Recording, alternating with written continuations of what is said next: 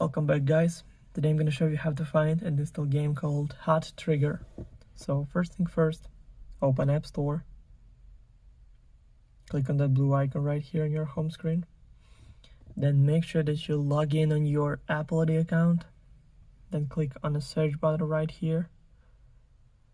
And in the search bar, typing Hot Trigger and go search right here.